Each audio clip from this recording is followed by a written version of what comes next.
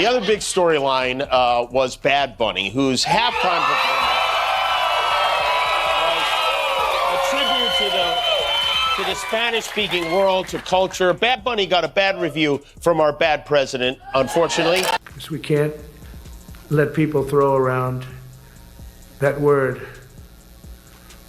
I call it the N-word. There are two N-words, and you can't use either of them. If it does get to use, we have more than anybody else. What was meant to be just another electric night on stage took a turn nobody could have predicted. The lights were blazing, the crowd was roaring, and Bad Bunny was completely in his element, commanding the moment the way only he can. Then, suddenly, something shifted in the air.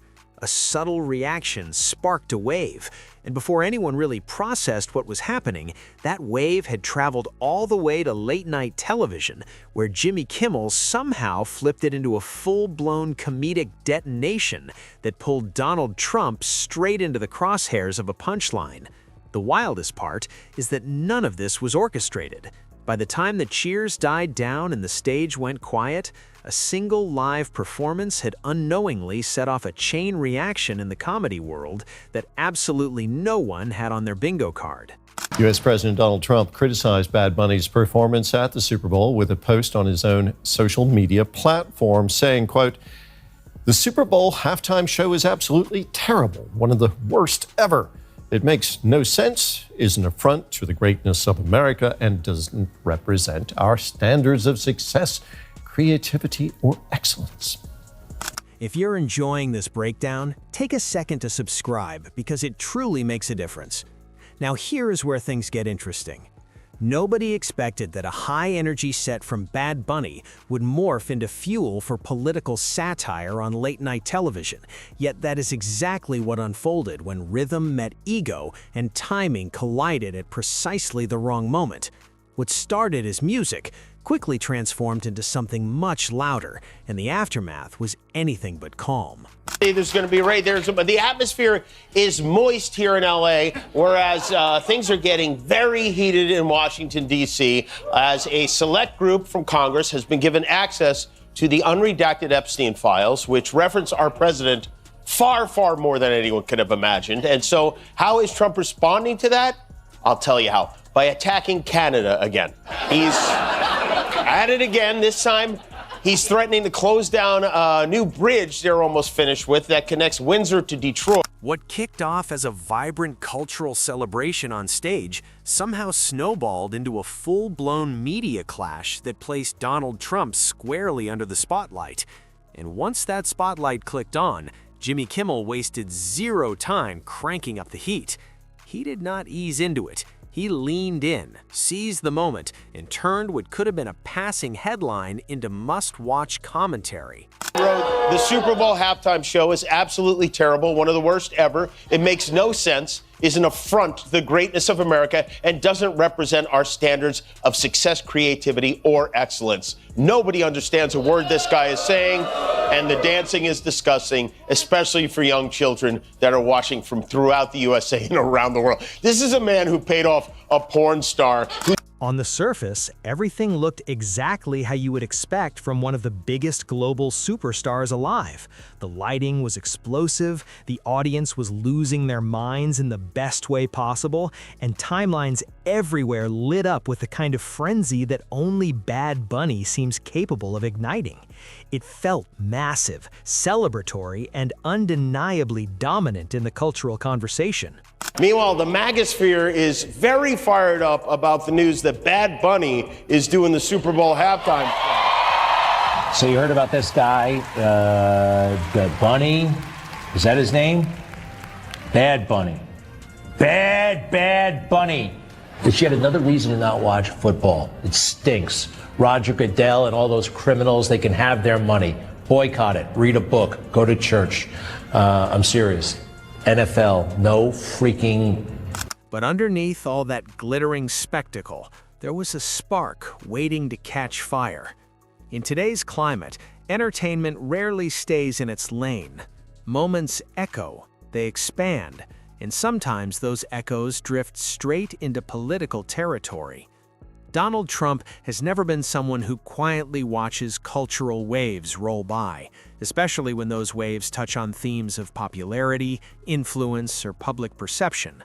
As Bad Bunny's performance surged across platforms, it stopped being just a music headline and started morphing into a broader dialogue about cultural dominance, generational momentum, and the kind of celebrity power that political figures both desire and feel threatened by.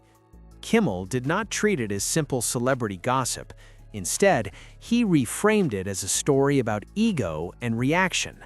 He was not just poking fun at a response, he examined the instinct behind it. That subtle shift elevated the segment from standard late-night teasing to something layered and unexpectedly sharp. His strategy was clever. Rather than charging in aggressively, he first revisited the performance itself, spotlighting its scale, the fever pitch of the crowd, and the undeniable presence Bad Bunny demands worldwide. Knows the country of Canada has treated the United States very unfairly for decades. I didn't know that, actually. They always seem pretty fair to me, but okay. Now, things are turning around and fast, but imagine Canada is building a massive bridge between Ontario and Michigan. President Barack Hussein Obama. Is that part of his apology for the Post the other day? Or stupidly gave them a waiver so they could get around the Buy American Act.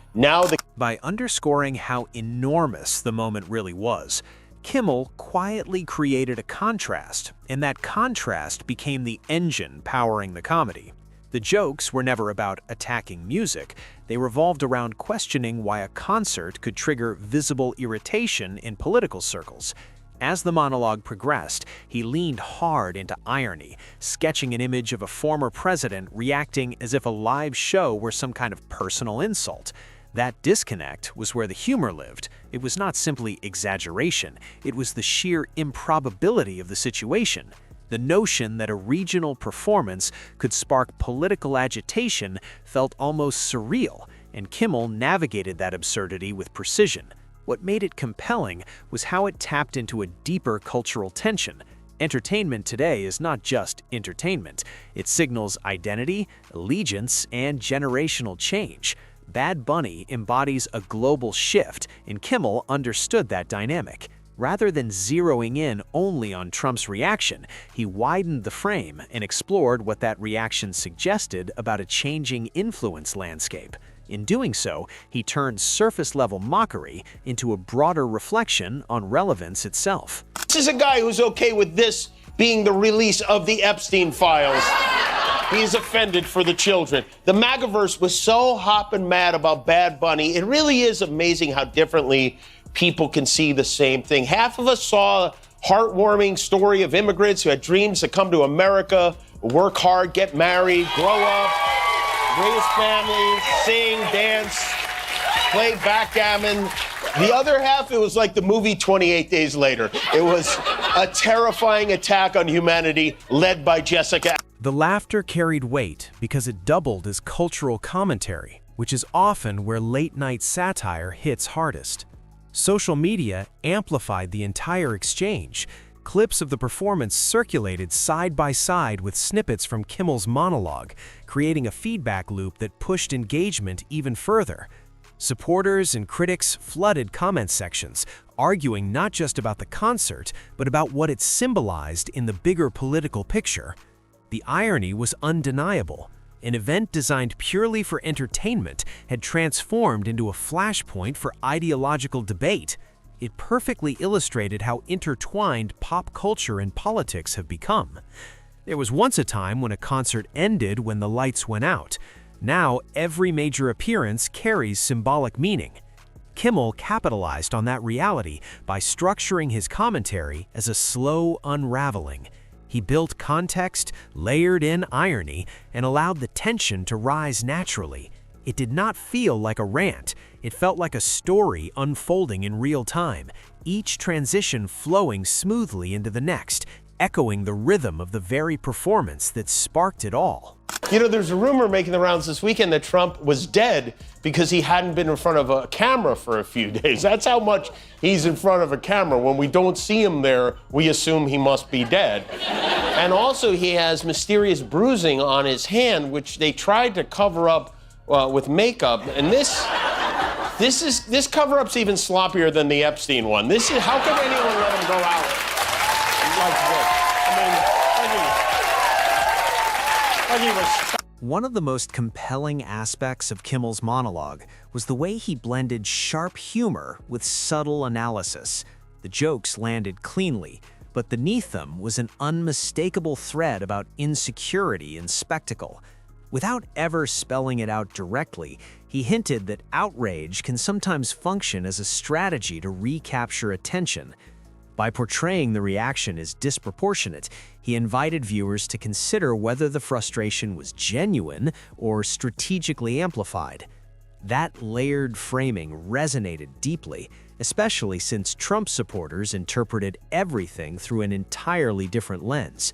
For them, the performance symbolized cultural messaging that clashed with their values, and Kimmel's ridicule felt like another example of media bias.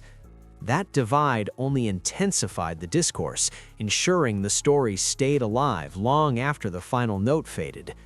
What made the situation especially fascinating was how it exposed the fragility of narrative control. Trump built his political persona on dominating headlines and steering conversations. Yet here, the spark came from a musician commanding a stage. It highlighted how rapidly influence can pivot in the digital era, particularly when global cultural figures reach audiences that stretch far beyond political lines. Trump didn't watch the Kid Rock halftime show. He watched Bad Bunny. He wanted to make sure he hated him as much as he thought he would, and he did. Someone shot this video of Trump watching the game at his hotel in Palm Beach, and you can see that's the monitor. He's got a bunch of people there, and he's joined at his table by none other than, you'll see here, Senator Lindsey Graham. That is what I wish on Donald Trump. An eternity of watching football halftime shows with Lindsey Graham. Kimmel thrived on that pivot. He spotlighted the contrast between thousands of fans celebrating music and a political heavyweight seemingly unsettled by it. The humor flowed naturally from that imbalance. He did not need to fabricate drama, he simply magnified what already existed. As the segment gained traction, other media voices jumped in, expanding the reach even further. Some reinforced Kimmel's framing, describing the reaction as exaggerated, while others defended Trump and criticized the blending of politics with entertainment. Gradually, the focus shifted away from the performance itself and toward the larger question of who controls cultural narratives in a hyper-connected world. At its heart, the episode revealed something fundamental about modern fame. Musicians, comedians, and politicians now share overlapping arenas where any public moment can morph into contested territory. Kimmel recognized that dynamic and leaned into it, crafting his monologue to highlight tension within those power structures. By doing so, he transformed what might have been a fleeting headline into commentary about ego, relevance in the shifting center of cultural gravity. That himself, right? Looks great, sir. No one will notice a thing. The White House claims the reason for these bruises and his big fat elephant ankles is he suffers from a condition known as chronic venous insufficiency, which in layman's terms means he's got a very small venus. He's got an insufficient venus. But Trump says he said that he's in great health. He's never felt better, and despite the fact that he looks like a pumpkin that got left in the hatchback on a 100-degree day, he is definitely not dead. The irony is that all the backlash may have expanded the reach of the very performance that sparked it. Controversy has a way of extending visibility, and the added layer of political drama ensured that clips from Bad Bunny's set reached viewers who might have otherwise scrolled past. Attempts to push back can sometimes act as rocket fuel. That circular dynamic defines modern media. Reactions spark counter-reactions, which spark commentary, which then ignite even more responses. Kimmel stepped into that cycle with sharp timing, delivering a segment that felt spontaneous while clearly structured. The result was a viral flashpoint that exposed how tightly entertainment and political identity are intertwined in an era of instant broadcasting. When art intersects with power, the outcome is rarely quiet. In this case, it produced a late-night spectacle that underscored just how volatile attention can be. As the noise settles, what remains is a clear example of how quickly narratives can flip and how humor can reshape conflict. Kimmel did not invent the tension around the performance, but he undeniably influenced how millions perceived it by filtering the moment through satire and turning outrage into punchlines. You inject your penis with hyaluronic acid to win a medal? I think you deserve one. I mean, that's a commitment to your craft, you know? Meanwhile, here in the States, the MAGAs are still exploding with rage over the Bad Bunny halftime show. Republican Congresswoman from Missouri is threatening now to call in the FCC to report profanities that either may or may not have been uttered by Bad Bunny. He has no idea. The lyrics, from what we have seen from Bad Bunny, are very disturbing. In a media environment overflowing with noise, moments like this stand out because they pull back the curtain on how headlines are manufactured and amplified. They reveal how influence is negotiated in real time and how swiftly the spotlight can jump from a concert stage to a studio desk to a trending feed. Whether viewers saw Kimmel's mockery as fair or excessive, it undeniably captured a cultural moment where music, politics, and comedy are permanently intertwined. Perhaps that is the real takeaway. One performance set the scene, a reaction fueled the storyline, and a late-night host transformed it into a cultural case study wrapped in laughter. In today's world where everything trends, even a bass drop can rattle political ground. And once that ground starts shaking, it does not steady easily, because attention online behaves less like a beam of light and more like a gathering storm that intensifies as it spins. Kimmel understood that satire is not just about ridicule, it is about reframing. By presenting the reaction as outsized and theatrical, he subtly encouraged viewers to reconsider what truly warrants outrage and what deserves applause, suggesting that the loudest objections sometimes reveal deeper anxieties about fading dominance. Everyone gets all worked up. Here's the thing, Donald Trump will never die. Forget it. He's like Dracula. He's going to keep sucking the life out of us forever. There will be no more trans in Transylvania when he is done. Hey, speaking of Dracula, Trump's other big announcement was that he will award the Presidential Medal of Freedom to former New York Mayor Rudy Giuliani. The Medal of Freedom is the highest civilian honor an American can receive, or at least it was until yesterday. The date has not been announced yet for the ceremony. At the same time, the episode underscored how celebrity advocacy and political identity now overlap in ways that are nearly impossible to separate. Bad Bunny's platform represents more than hit songs. It embodies cultural unity, youthful momentum, and a global audience that does not fit neatly into traditional political messaging. When that force intersects with a figure accustomed to commanding headlines, friction is almost guaranteed.